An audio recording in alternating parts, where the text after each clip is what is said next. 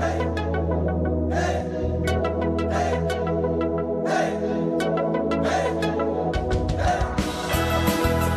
Managua con Amor es un podcast con reflexiones y comentarios sobre el acontecer de nuestra madre tierra desde la Nicaragua bonita y siempre libre, tierra de Darío y Sandino en el mero centro de América. Yo soy Jorge Capelán. Hemos crecido juntos, trabajando. Estamos alojados en Anchor.fm, la plataforma que democratiza la radio por internet, poniendo la producción de contenidos al alcance de todos y todas. Mi amor, hemos logrado juntos las victorias con amor. Hemos gritado al mundo, ¡viva la revolución! Aquí estamos en un episodio más de Managua con Amor.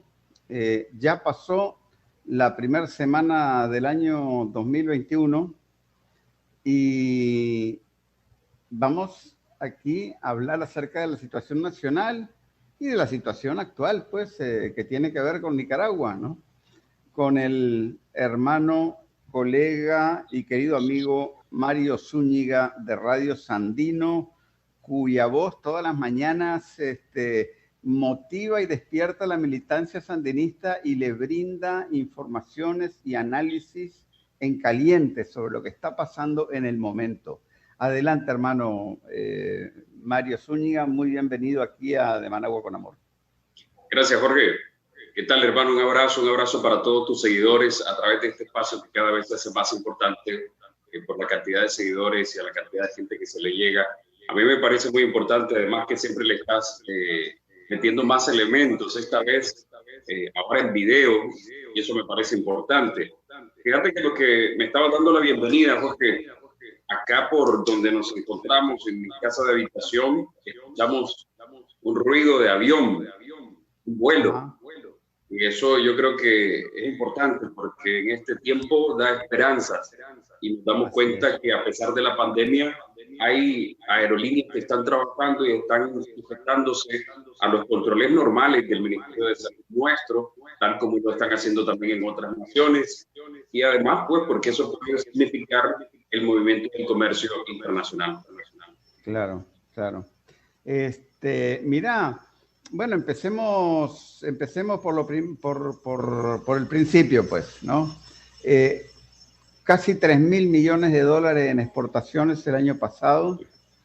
Decía el ministro Iván Acosta que ya a partir del último trimestre del año pasado la economía había entrado en un proceso ya de crecimiento, podríamos decir, ¿verdad?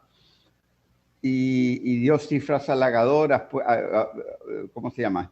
Cifras muy optimistas para lo que sería el resultado de este 2021. ¿Cómo ves toda esta situación de cómo enfrentamos la pandemia en el año 2020, de cómo enfrentamos lo de los huracanes, ¿verdad? Y los resabios del golpe del 2018? De hecho, todavía tenemos precisamente un poco de eso del 2018.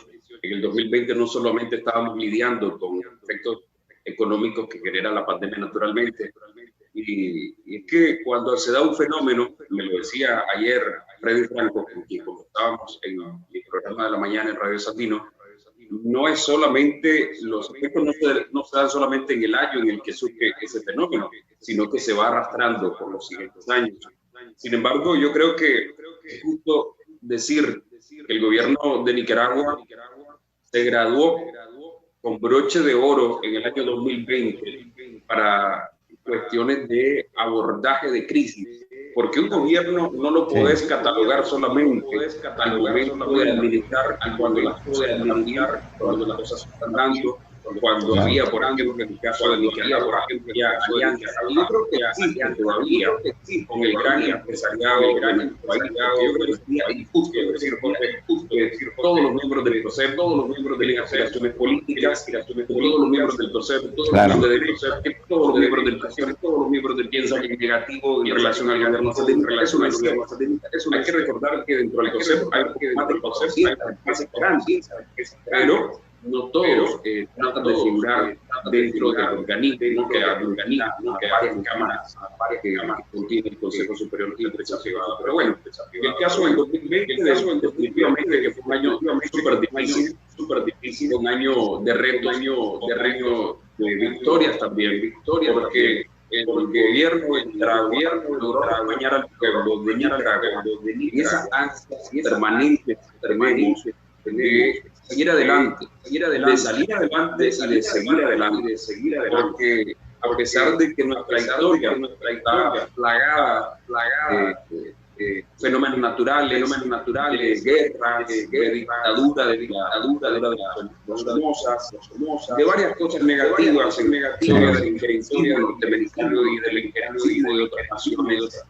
Yo creo que este pueblo ha demostrado el comienzo de su historia como una nación democrática y desde antes quiere seguir adelante, quiere salir adelante, y no me atrevería a decir, dando tiempo en la región, no solo centroamericana, sino en la región latina. Por eso es que mantenemos esta hermandad con hermanos de Venezuela, de Cuba, de Bolivia, comenzaron algunos, pero Nicaragua siempre ha demostrado además el gobierno de sandinistas, especialmente, la apertura a todos los gobiernos.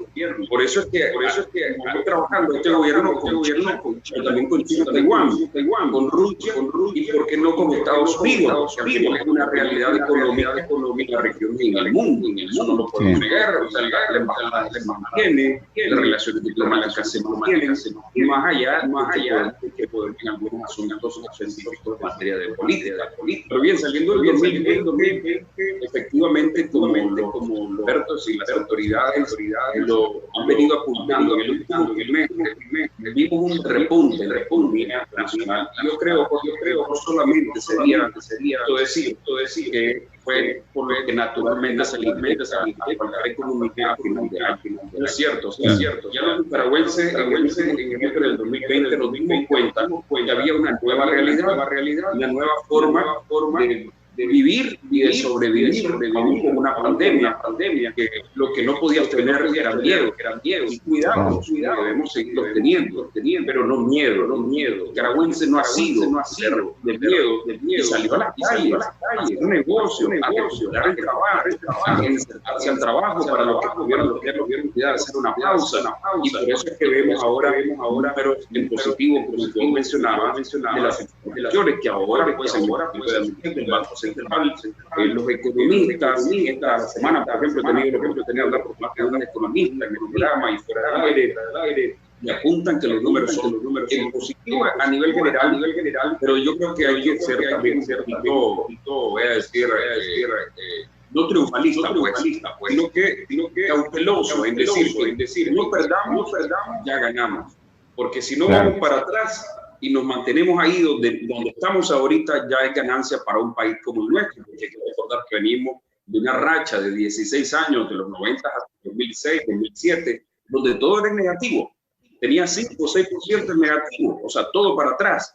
La crisis se venía acumulando, ¿no? O sea, la devaluación del dólar en referencia a nuestra moneda era realmente duro para nuestra economía, y ahora nos damos prácticamente un lujo que viene el Banco Central de Nicaragua y dicta, pero porque la economía está sana, porque la economía lo permite, no porque se le ocurre al presidente o al presidente del Banco Central, que vamos a mantener este año, al menos hasta donde estamos, un 3% menos en relación a la devaluación con el dólar. Creo que eso es importante. Sí. Ahora, fíjate que hay una cosa que yo por lo menos nunca la había vivido, ¿no? Yo he vivido, a lo largo de mi vida, he pasado por varias crisis económicas, incluso en diferentes países, ¿no? Sí. Recesiones, mega devaluaciones, cambios de crecimiento económico, etcétera, etcétera. Y la experiencia mía de todas esas situaciones, tanto en América Latina como en Nicaragua, o incluso estando en Europa, que yo viví mucho tiempo en Europa, es que lo primero que empieza a resentirse cuando hay una crisis de esas son las calles, ¿no? Sí, es la infraestructura de los servicios públicos, ¿no? La educación, la salud. y aquí no ha pasado eso, ¿no? Sí. Aquí no, las carreteras están igual, incluso mejor en muchos lugares, ¿no? Se han reparado un montón de escuelas. ¿Cómo funciona? ¿Cómo ha funcionado todo eso? Porque esta mañana, como siempre cuando uno ya deja lo grueso de la semana, del trabajo, lo duro del trabajo de la semana, y te das una oportunidad de salir a hacer compras, de salir a hacer mandados, me fui en primera instancia a reparar mi motocicleta, la dejé en el taller y me fui caminando hacia el Mercado Oriental, que es el centro de compras más grande de Nicaragua y cuidado de Centroamérica. A propósito, observaba un dato muy interesante que ofrecía la mayor parte del Producto Interno Bruto de nuestro país, ese centro popular de compras. Y yo me preguntaba y decía, oye, ¿por qué tanta gente ahorita en enero? ¿Por qué tanto movimiento a pesar de que todavía tenemos los efectos de la pandemia? Eso es una realidad. Y en primer lugar me contesté o me autocontesté creyendo que está el movimiento de las compras de los útiles escolares, como es natural en esta fecha del año, ¿verdad? Los padres de familia salen a buscar cómo comprar cuadernos, útiles escolares, en los centros populares de compra, como tenemos por cultura en nuestro país, por conveniencia económica, ¿no? Eso por un lado, pero pudimos observar gente comprando otras cosas, además de alimentos. Las tiendas de ropa nueva, de ropa de segunda, están abiertas, están trabajando, no están full, no podemos decirlo tampoco en este mes de enero, pero sí hay gente, sí hay movimiento, sí hay tráfico, sí hay transporte público bien activo. Me costó, porque como te decía, dejé la motocicleta en el taller, me costó agarrar un bus donde además vaya sentado y todo eso, ¿me entendés? Y eso que hay bastante, pues, para los 800,000 usuarios de Managua, yo creo que hay respuesta por lo menos fuera de los horarios picos, que a propósito, ya se anunció esta semana por parte de la alcaldía de Managua un nuevo sistema de transporte para los capitalinos, el famoso Metrobús o el metro que le dicen en Europa y otros países, vos los conocerás muy bien, o el BRT, que significa bus de rápido transporte. Y eso te dice también que estamos dando pasito a pasito en Nicaragua el avance pues necesario para irnos acomodando a ser una mejor nación en ese aspecto económico que es tan importante, pero que no lo es todo, porque también Nicaragua está llena de cultura, de historia, de lugares turísticos, de lugares bonitos, y eso también nos da identidad, eso también nos convierte en lo que somos, yo creo. Permíteme hacer una digresión. Vos me estabas contando que hoy tuviste que dejar la moto en el taller, o sea, vos tenés moto, vos no tenés una super Toyota Hilux. No, para nada. Okay. Todavía no vamos para ese. Ok. Yo le quiero explicar a los oyentes que no son de Nicaragua, que nos conocen la realidad de Managua, que vos sos una persona muy conocida aquí en la capital. Primero porque hablas todas las mañanas, ¿no? Un programa de 3 horas, imagínate. Programa de 3 horas, ¿verdad? Sí. Que por cierto es muy ameno y tiene mucha información relevante y hace muchos puntos ideológicos. Es un gran aporte a la militancia. Yo sé que son miles y miles y miles de sandinistas que lo escuchan todas las mañanas, e incluso gente que no es sandinista lo escucha porque tiene que saber qué es lo que está pasando, ¿verdad? Ahora, y además vos sos muy conocido porque a menudo presentás los actos del frente aquí en Managua, ¿verdad? Sí. Ahora, ¿y vos andás en bus? Yo ando en bus. Mira, por eso, y hay gente, incluso nuestra o del otro lado, que me pregunta, pero Mario, ¿por qué usted no anda en carro? Pero Mario, ¿por qué usted no? ¿Y por qué no se lo pide al comandante? Me dice, ya quisiera yo tener ese poder. Pero es que mira, Jorge, yo puedo hablarte todo el día de mística, de conceptos, de conceptos básicos y la moral del revolucionario, que no estamos para servirnos, sino para servir. Pero también creo que si vos revisás mi historia, y no te estoy hablando de mi infancia, porque incluso en mi infancia en algún momento hubo buenos momentos, ¿me entiendes? Mi abuelo, por ejemplo, tenía plata, pero después vinieron diversos momentos pues, de nuestra historia. te estoy hablando de aún cuando tenía hijos, yo no tenía ni casa, que ahora sí la tengo, por un crédito hipotecario al que tuve acceso por todos los planes que el Instituto de la Vivienda impulsa, ¿me entendés? Que la sigo pagando.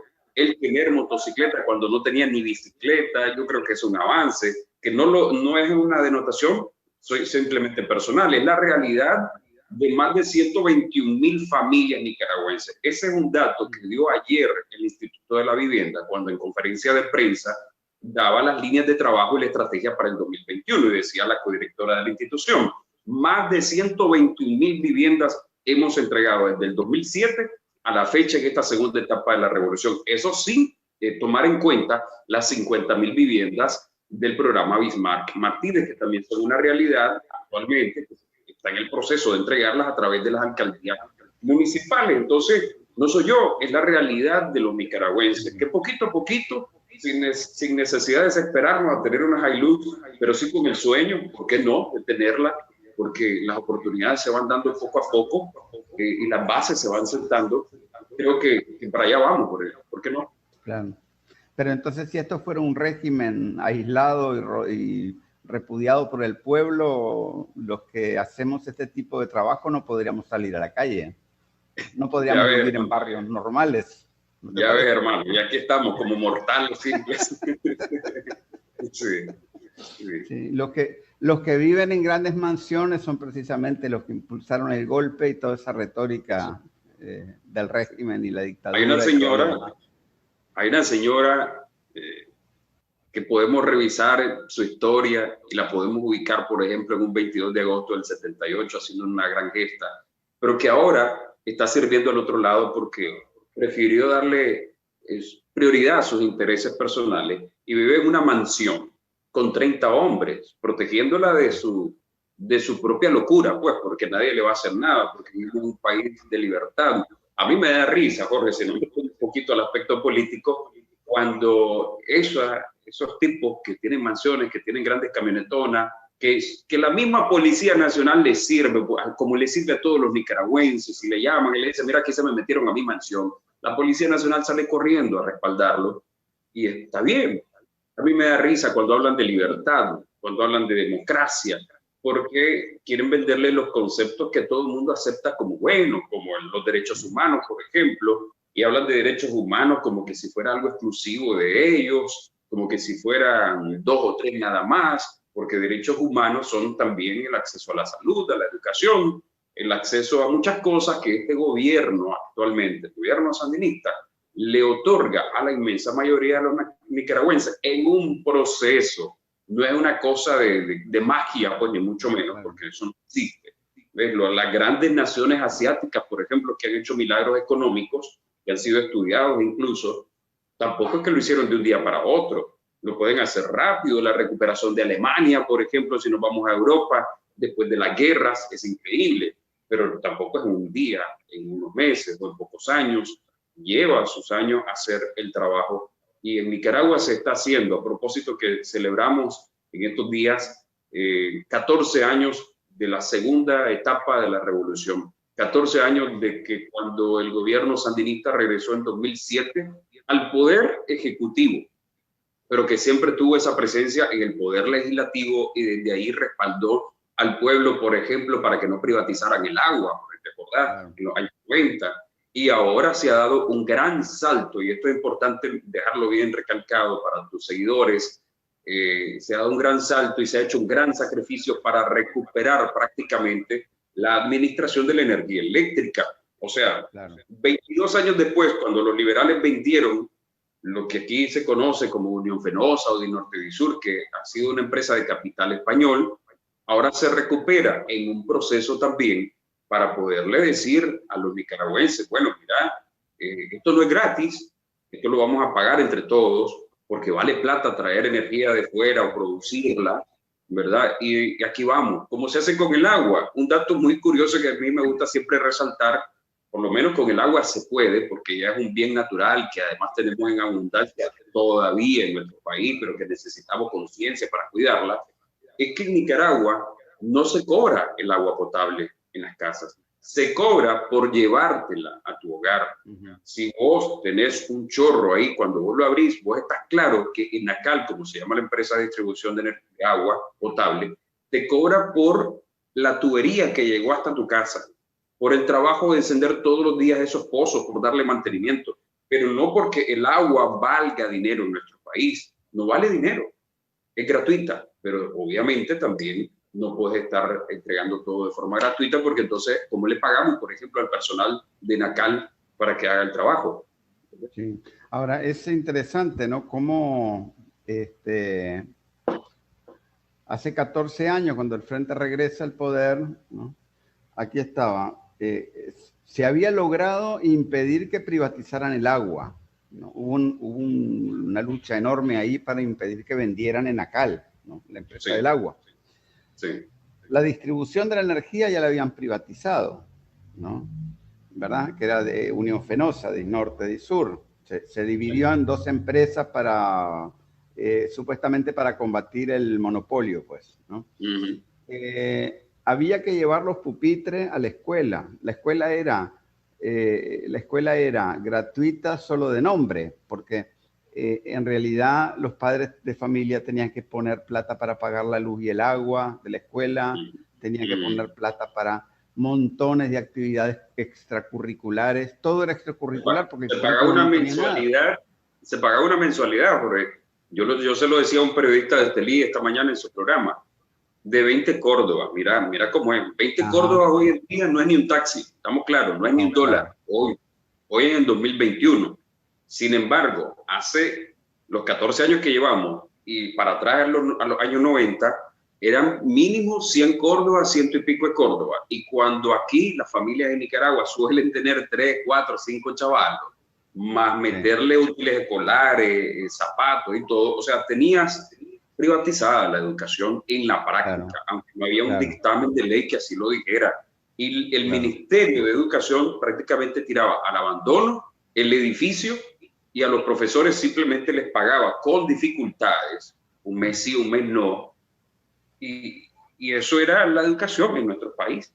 Aunque ellos digan que no, que nunca la privatizaron porque no sometieron tal cosa a la Asamblea Nacional, pero en la práctica, si revisamos todos esos datos y le podemos escarbar más, era privatizada la educación. Claro, y te acordás, por ejemplo, el tema del... O sea, si iba a ir uno a un hospital, tenía que llevar la sábana, tenía que llevar la hipodérmica, ¿no? Después, por ejemplo, medicinas que fueran un poquito más avanzadas ya las tenía que comprar uno, ¿no? Sí. Exámenes incluso básicas, todos los exámenes, sí, señor, ¿no? Y en los poquitos hospitales que había, por ejemplo. Claro. Casi no había. Entonces, realmente el país ha cambiado enormemente en estos 14 años, ¿no? Sí, decime. No, yo te compartiría, te decía, una experiencia personal. Y me recuerdo del año específicamente, en 1997, tuve una dificultad, una herida en uno de mis talones, en mi pie izquierdo, y se me infectó, y se me hizo grave, y tuve que ir a buscar el hospital departamental, uno de los 2 hospitales que hicieron los liberales en todos los años 90, uno de los 2 hospitales nuevos, que ese hospital España, me acuerdo, lo donó por completo la cooperación española, por completo. O sea, no hubo una contrapartida del gobierno de Alemania en ese momento. Entonces, fui para allá y mejor me lo hubiera hecho en la casa, pues, porque había que llevar el bisturí, la gasa, el alcohol, y después yo comprarme las pastillas para la infección. Entonces, ¿y para qué? O sea, me hubiera quedado con mi hermano, que era casi enfermero, que me trate él, y no hago el viaje, pues, hasta el hospital, que en ese momento era de un municipio a otro, y ahora están cada vez más cerca. Si no hay un centro de salud, hay un centro ¿cómo le llaman? Hospital primario en tu municipio. Ahora mismo, en este momento que conversamos, hay por lo menos 4 hospitales de gran relevancia en construcción. El departamental de Chinandega, que va a reemplazar ese ya que te mencionaba, el departamental de León, el regional de Ocotal y el regional de Bilwi en Puerto Cabezas, en el Caribe Norte. Juntos suman alrededor de casi $500 millones. Eso para una nación como la nuestra, incluso para la región centroamericana y cuidado para la región latinoamericana, no tiene precedentes Yo creo que si revisamos los datos, ningún país de la región latinoamericana está construyendo en este momento 4 hospitales de tal envergadura. Ahora, todos estos cambios, ¿no? E incluso, ¿quién es el responsable de estos cambios? ¿Y quién es el responsable y quiénes eran los responsables de la situación tan espantosa en la que vivía el pueblo nicaragüense antes del 2007? Esos son conocidos para la gente que tiene una cierta edad. Pero este año, en noviembre, van a ser las elecciones presidenciales. Sí.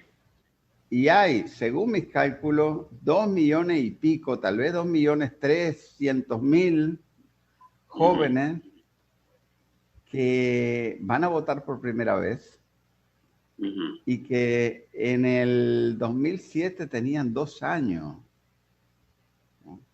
O no habían nacido. Bueno, en el 2007 2 años, sí. Claro, los que van a votar, pues, ¿no? Los que van a votar por primera vez, los de 16, pero habrán unos de 18, de 20, ¿me entendés? Que tampoco tenían conciencia, pues, en el 2007 como para militar. No, claro, no. Vivieron. La verdad es que aquí hay millones de personas que solo han visto gobiernos sandinistas, teniendo un poco de conciencia, o sea, tal vez vivieron el neoliberalismo cuando tenían 5 o 6 años, pero eso no es mucha, ¿no? O se siente mucho. O sea, claro. Tu papá nunca te iba a decir, hijo, hoy no hay de qué comer, o sea, él buscaba ahí que resolverte, ¿me entendés? Claro, o sea, ¿ves vos alguna posibilidad de que puedan manipular estos grupos de la juventud para las elecciones de este año? Estos mismos grupos que, por ejemplo, por favor, entre la oposición de hoy es imposible, es muy difícil encontrar a alguien que en los 90 no le hiciera barra a Arnoldo Alemán, aunque hoy en día lo acusan de cualquier cosa, ¿verdad? Sí. Pero ellos son cómplices de todo el robo que hubo aquí de los bienes públicos, ¿no? Directos. Eran funcionarios de ese momento. Incluso los que no son tan viejos, Jorge. Este señor Maradiaga, que vos lo mirás, que tal vez no es un anciano, pues, pero fue funcionario del gobierno de Alemán, y por ahí le sacan en las redes sociales, los que tienen ese video todavía, su mal trabajo a la hora de atender la emergencia del huracán Mitch, por ejemplo. Así es. Mira, en cuanto a tu pregunta, Jorge, efectivamente es una cosa de ponerle mucha atención a la decisión que vayan a tomar los jóvenes, muy jóvenes de nuestro país, porque solo han vivido este mejor momento de Nicaragua, que no es un paraíso ni una maravilla, estamos claros, pero es un mejor momento, ¿no? El que estamos disfrutando. Y nada, hay un trabajo de ellos para acapararlos, ¿verdad? Tomando en cuenta que no se dieron cuenta, y déjame decirte, los buenos nicaragüenses, de las cagadas que hacían ellos. Pero también yo creo que mejor nos concentramos en el trabajo que debemos hacer nosotros, la militancia que tenemos un poquito más de edad, los que tenemos hijos, ya que por ejemplo tengo una niña de 15 años en este momento que va a tener 16 al noviembre del 2021. O sea, yo padre tengo que hacer el trabajo de, hija, vení para acá, yo tengo algo que contarte. Cuando yo estaba joven, cuando yo estaba chavalo, yo viví esto y esto y esto, usted no lo vivió. Haga la comparación. ¿Me entendés?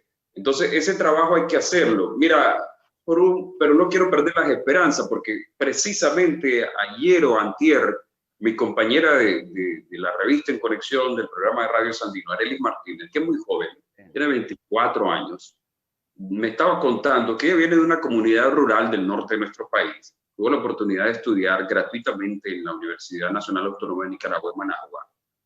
Pero que cuando ella venía a Managua, bien joven, bien chiquita, decía que si Daniel Ortega repetía un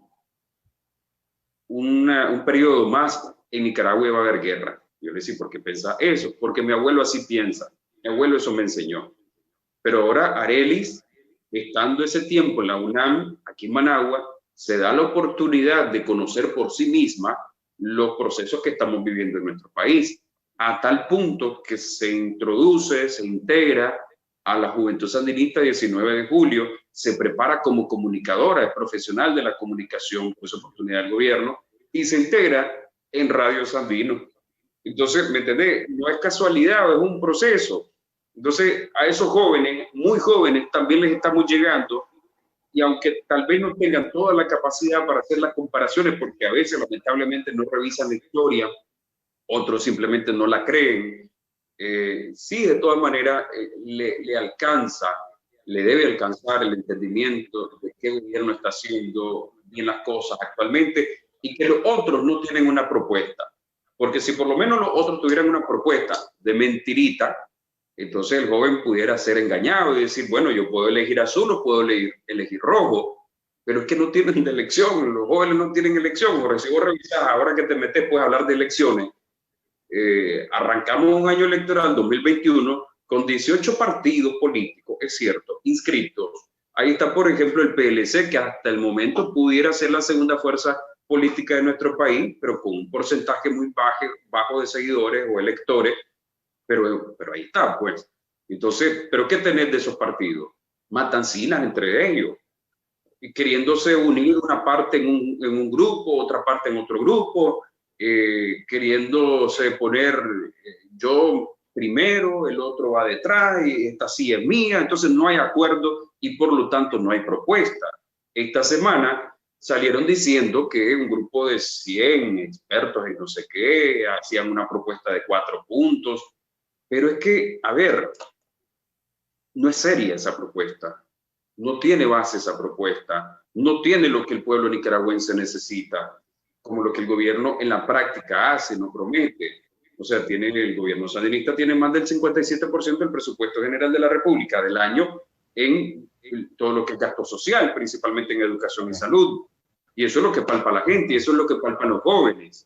Entonces, propuesta contra acciones, o propuesta falsa y propuesta vacía, y propuesta irrealista, y además no conocida, contra acciones que ejerce el gobierno sandinista. Yo creo que esa es la realidad que tenemos. Ahora, yo me pregunto, ¿no? ¿Y a quiénes irán a poner de candidatos? Porque ahora los que hayan pedido sanciones contra Nicaragua y todo eso han perdido sus derechos políticos, ¿o no? Sí. La Prensa, el diario de la carretera norte, para los que están fuera, pues La Prensa, es un diario de casi 100 años de existir aquí, pero que no ha sabido leer ese proceso de los tiempos de nuestro país, lamentablemente. Ya está dando nombre, porque si vos revisas sus páginas, sus pocas páginas que le quedan ahora en las calles y que se han trasladado más a lo digital, ya están ofreciendo nombres. Nada de que asustarse, ninguna sorpresa, nada nuevo, ninguna figura relevante ni ninguna figura nueva. Pero ¿quién puede elegir que no haya... ¿Quién pueden proponer que no haya pedido sanciones contra Nicaragua? O que no haya, por ejemplo, digo yo, ¿no? Para mí hay gente como Miguel Mora que ya, por lo que todo lo que hizo en el año 2018 ha perdido sus derechos políticos, porque él estaba pidiendo que viniera un portaaviones aquí, ¿no? Exacto, le decía a los yanquis, no solo pidió sanciones, se pidió agresiones. Claro, le dijo a Max Blumenthal, el periodista norteamericano, yo lo que quiero es que usted le diga a las autoridades de su país que nosotros queremos que Estados Unidos haga con Nicaragua lo que hizo con Panamá cuando Daniel Noriega. Eso, discúlpame, eso es como para perder los derechos políticos aquí en la China y en Alemania y en Francia y en cualquier otro premio, pero eso es para mandarlo, en Estados Unidos lo mandan a Guantánamo en el mismo momento. Así es. Imagínate que le dijera a un periodista venezolano, yo lo que quiero es que venga Maduro y se lleve preso a... Y ataque el Capitolio. Dios mío, se muere ese mismo día. Sí, ¿no? Solo aquí en Nicaragua, en el país de las maravillas, se aceptan esas cosas, todo, porque si seguimos mencionando nombres, Maradiaga fue personalmente a mantenerse unos cuantos meses allá en Estados Unidos gestionando las agresiones contra nosotros, lo que disfrazaron él y sus secuaces de exilio político o autoexilio político, y lo que estaban haciendo era un trabajo, una gestión de pedir agresiones. El mismo Chamorro, ¿entendés? El mismo señor Kimi, que está ahora al frente del gobierno, estuvo fuera del país buscando agresiones para el país. O sea, no tienen ellos un candidato. Tendrían que... A mí hubo un caso particularmente indignante, que fue el de Vilma Núñez y el de la Mónica Baltodano, la excomandante Mónica Baltodano. Y las dos se fueron a una reunión del Parlamento Europeo a pedir sanciones contra Nicaragua. Sí. ¿No? El mismo día que el huracán Iota estaba tocando tierra, en el mismo momento que estaba tocando tierra sobre el territorio nacional. Y ni una vez mencionaron al huracán Iota. Sí. ¿No? Son criminales. Eso para mí es... criminales. Sí, y además que es nuevo, es de ahora, ¿verdad? Yo no sé, te digo, no sé a quién les irán a poner de candidatos, pues. Mira, tienen que hacer una fila. Es cosa de ellos también. Cosa de ellos, pero yo calculo que tendrán que hacer una fila india, como le llamamos, uno tras otro. Y el que quede de último, ese será, aunque no les guste, ¿me entendés? Y entonces ahí van a perder, ya no solo perder, sino perder de calle, perder las elecciones. Pero es que también pierden el respeto de la gente, porque yo te aseguro que aún el seguidor más recalcitrante de ellos, el más fanático seguidor de ellos, de los pocos que le quedan, no va a estar de acuerdo si un día con su cabeza fría se da cuenta que lo que piden es una agresión militar, por ejemplo, como la que pedía Mora, o un bloqueo económico como el criminal que le tienen contra Cuba o el que tienen contra Venezuela.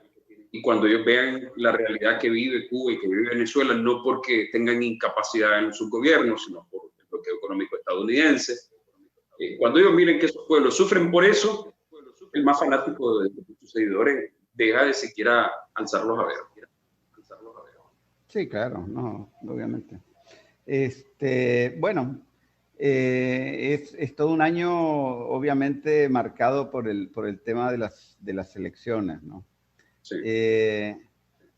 Y ahora esta entrevista la estamos grabando el sábado 9, ¿verdad?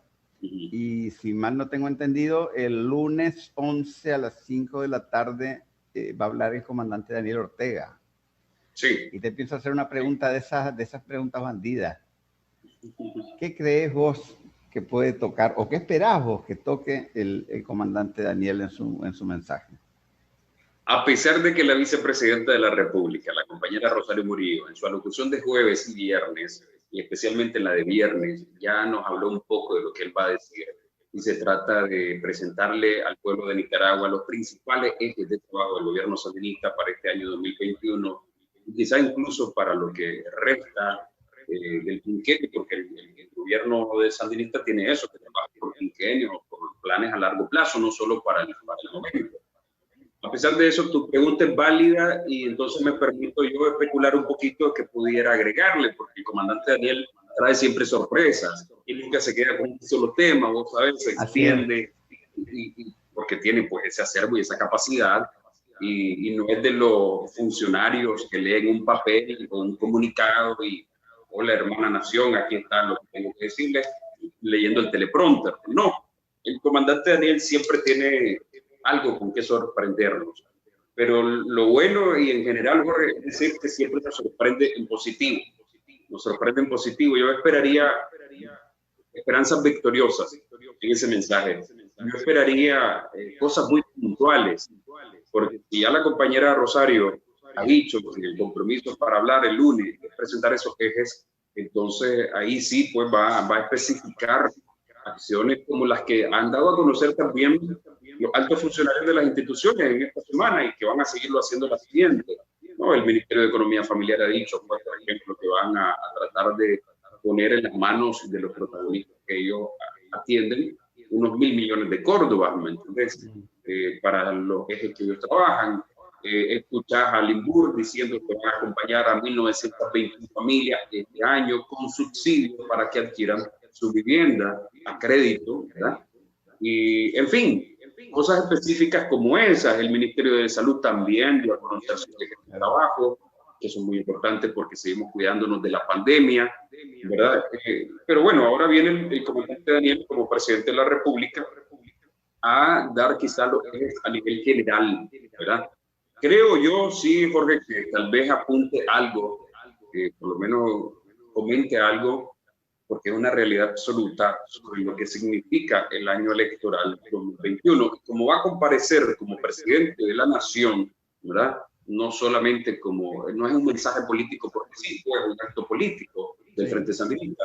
Entonces creo que tiene él, según mi criterio, que dar algunos apuntes o algunas anotaciones sobre el aspecto electoral, que además tiene que ver con la sanidad económica al final, tiene que ver con la estabilidad política, social, económica otra vez de la nación. Entonces yo creo que por ahí pudiera venir algo de eso. Sí, yo estoy bastante convencido de que él algo va a decir desde el punto de vista del proceso electoral, ¿no? Y probablemente un poco aterrizar un poco pues todo este planteamiento de cómo, o sea, en lo que hablábamos, ¿no? De toda esta gente que realmente, porque todos de alguna manera han hecho, la verdad que han hecho méritos, todos ellos han hecho méritos para perder sus derechos políticos, ¿no? Sí. Y me imagino que él tratará de alguna manera poner un nivel para que alguien participe, pues, porque la verdad que es un desastre, si no, esta oposición que tenemos es desgraciadamente desastrosa, ¿no? Yo creo que un poco de eso de las elecciones va a tener que ver el... Cuidado y puntualiza incluso sobre las reformas electorales que están pendientes, que ha sido un compromiso del gobierno, no por solicitud de aquellos, sino porque así lo decidimos el pueblo de Nicaragua a través de nuestras autoridades y nos comprometimos incluso con la OEA, pues a pesar de sus contradicciones que existan, pero como organismo al que pertenecemos todavía se le dijo que se va a hacer. Y supongo también que dirán, ¿no?, que las elecciones en Nicaragua se hacen no porque diga Estados Unidos y no porque diga la OEA o la Unión Europea, sino porque es el pueblo nicaragüense que tiene su manera de decidir. Está vinculado, Jorge, en la Constitución Política de la República, que a propósito, en el día en que estamos grabando este espacio, estamos cumpliendo. Hoy 9 de enero, un día como hoy, 9 de enero de 1987, el comandante Carlos Núñez, en paz descanse, y el comandante Daniel Ortega firmaban la Constitución Política de la República, la primera justa Constitución Política de nuestra nación, la primera Constitución Política que realmente le daba los derechos a todos los nicaragüenses, la estabilidad que tenemos hoy, la oportunidad que tienen incluso algunos de joder. Imagínate pues qué tan buena era esa constitución política que le permite a algunos grupos todavía persistir y permanecer en nuestro país a pesar de que son los hijastros de aquellos. Claro.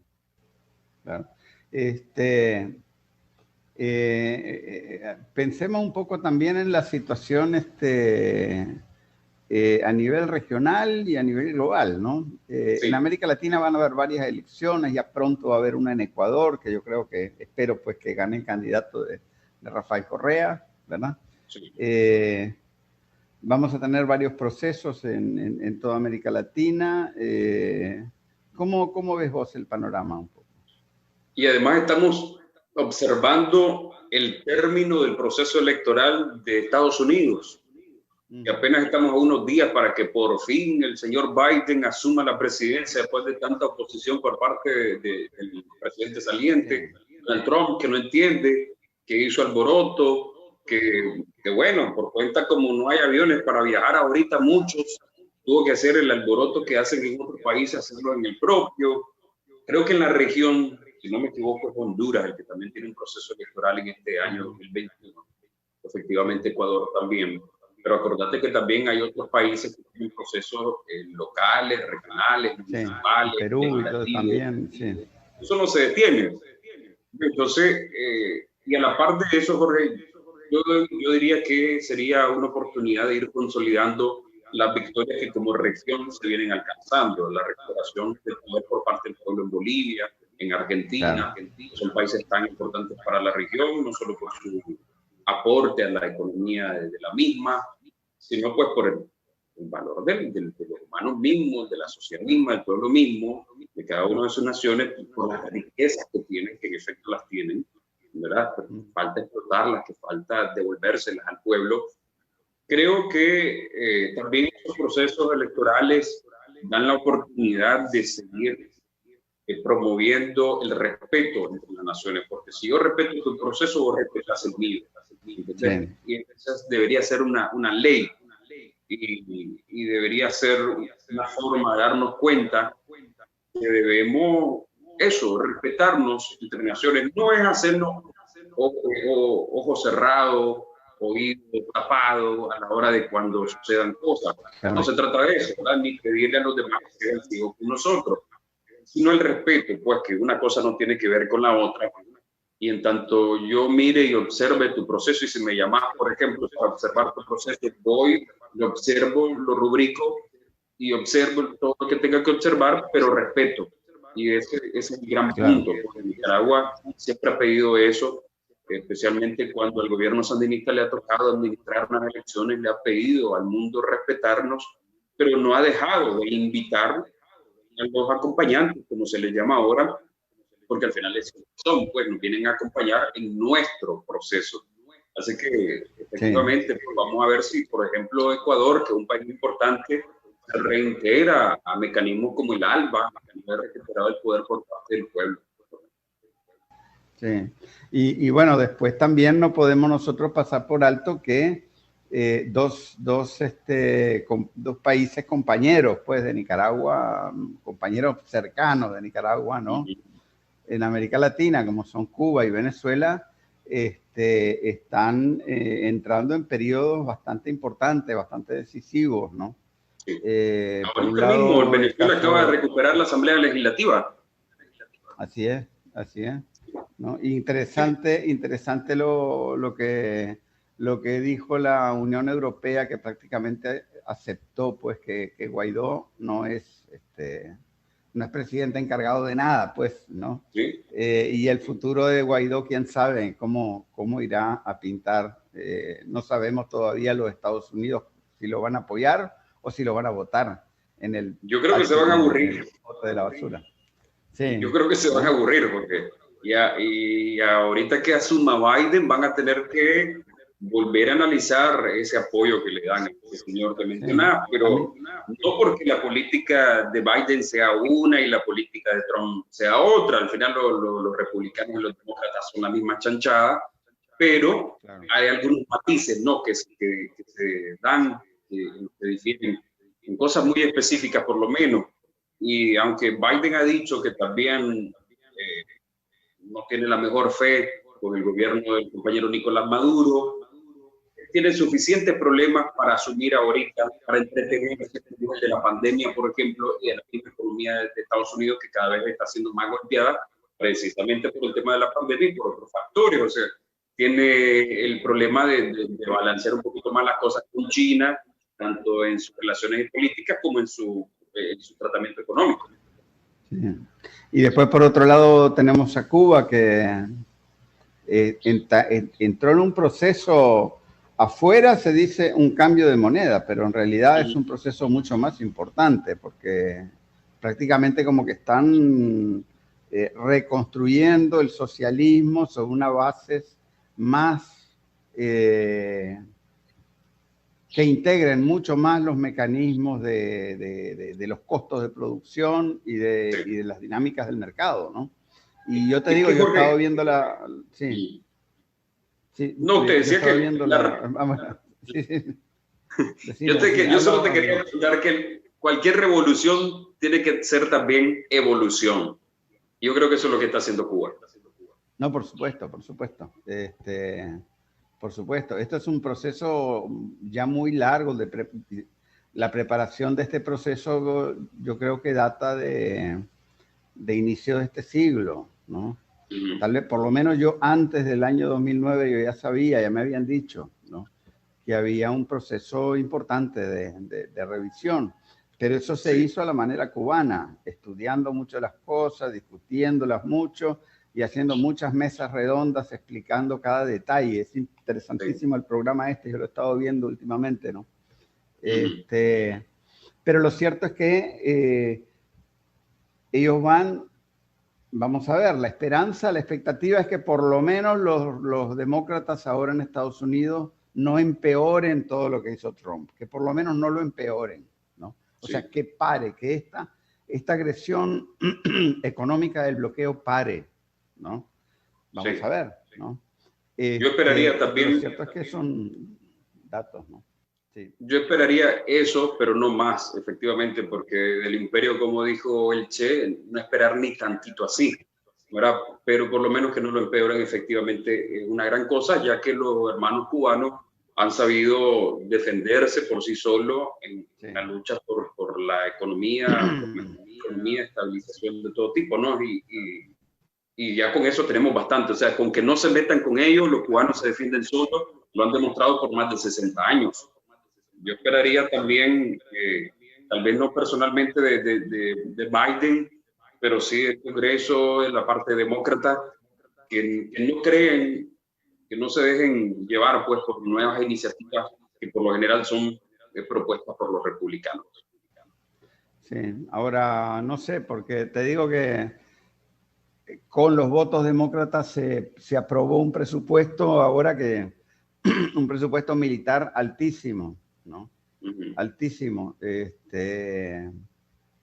Vamos a ver qué pasa, pero yo te digo, mucho indica que los Estados Unidos van a lanzarse a aventuras intervencionistas, tal vez con argumentaciones como el cambio climático, cuestiones sanitarias, ¿verdad?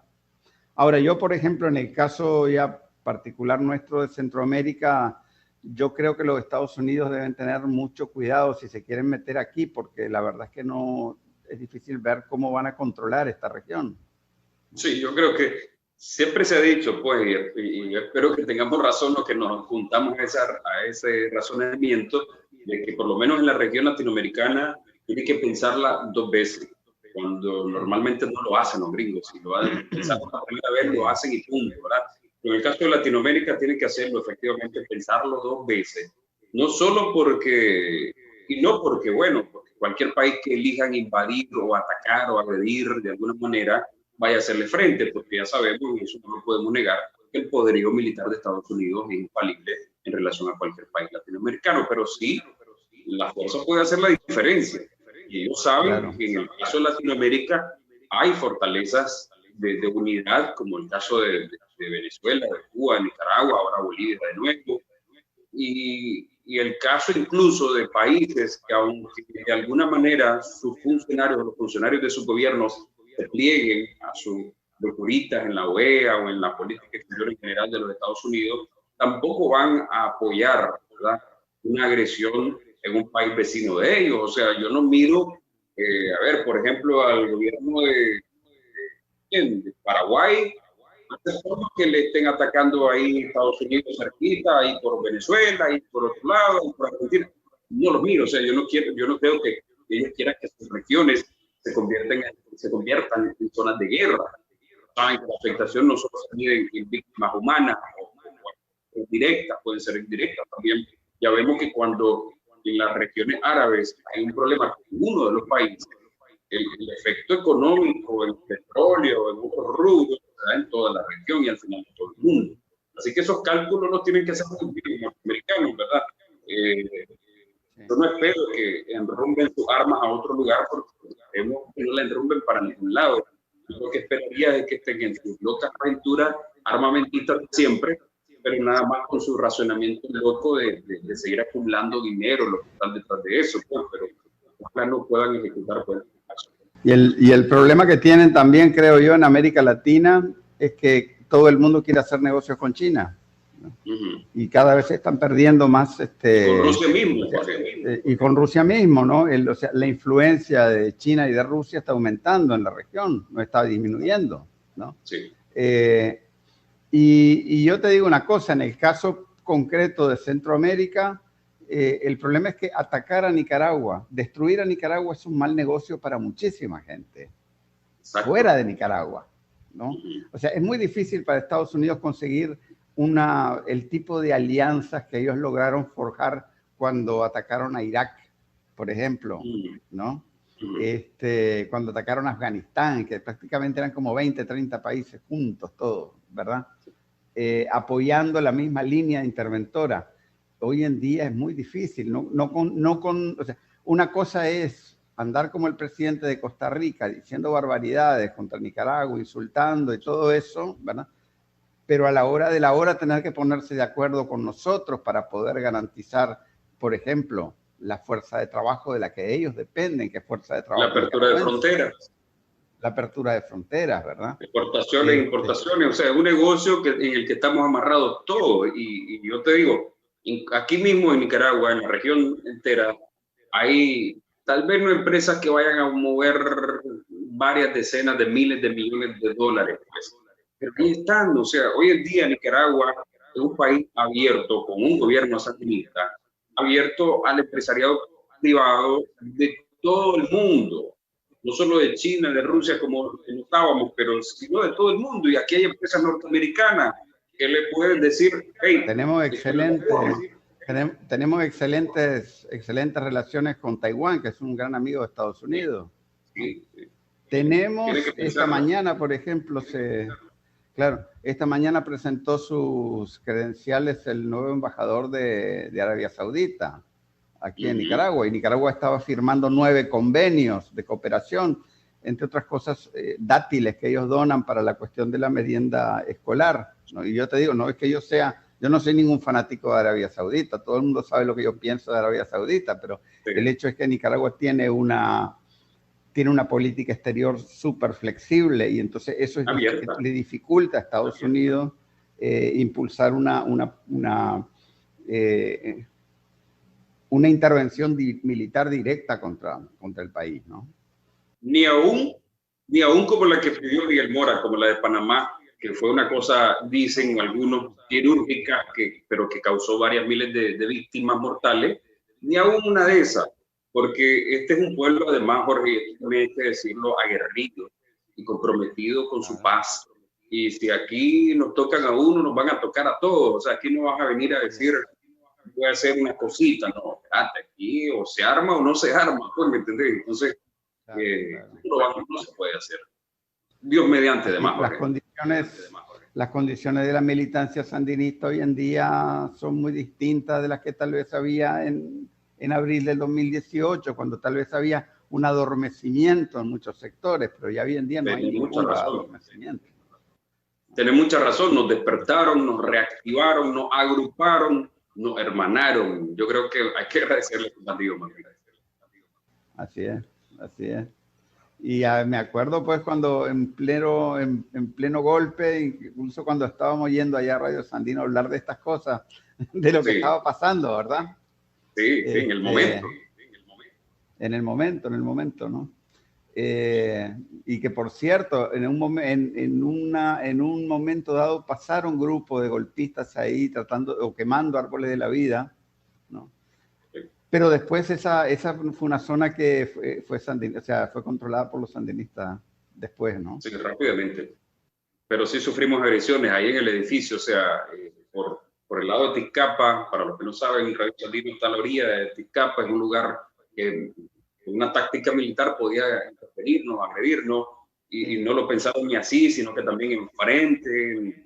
Pero bueno, aquí estamos contando el cuento, aquí estamos contando el cuento. Bueno, Mario, yo te quiero agradecer mucho por esta entrevista. Creo que le hemos dado un repaso a la realidad del país y al contexto internacional. Y bueno, yo espero que sigamos aquí, seguir teniendo un invitado de Managua con Amor. Cuando ustedes, definitivamente, Jorge, porque a mí me da mucho gusto, además es algo de retroalimentarnos también con tu conocimiento, claro, con tus análisis. Yo te agradezco también que nos puedas apoyar y acompañar siempre en la revista En Conexión, en el programa de Radio Sandino. Y aquí estamos con mucho gusto porque la gente necesita además servirse un poquito de lo que nosotros hacemos como base apenas para ellos hacer sus propios análisis. Bueno, un gran abrazo, hermano. Igual, hermano. Y que pases un feliz 2021, que no te había dicho eso antes. Igual, hermano. Vamos por más victorias. Por más victorias. Un abrazo.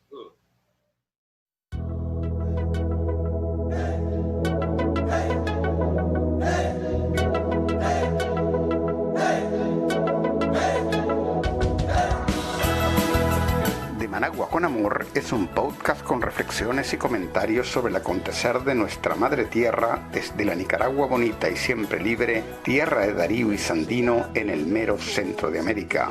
Yo soy Jorge Capelán. Hemos crecido juntos, trabajando. Estamos alojados en Anchor.fm, la plataforma que democratiza la radio por internet, poniendo la producción de contenidos al alcance de todos y todas. Mi amor, hemos logrado juntos las victorias con amor. Hemos gritado al mundo, ¡viva la revolución! Adelante, comandante, vamos a vencer, lo sabes. Adelante.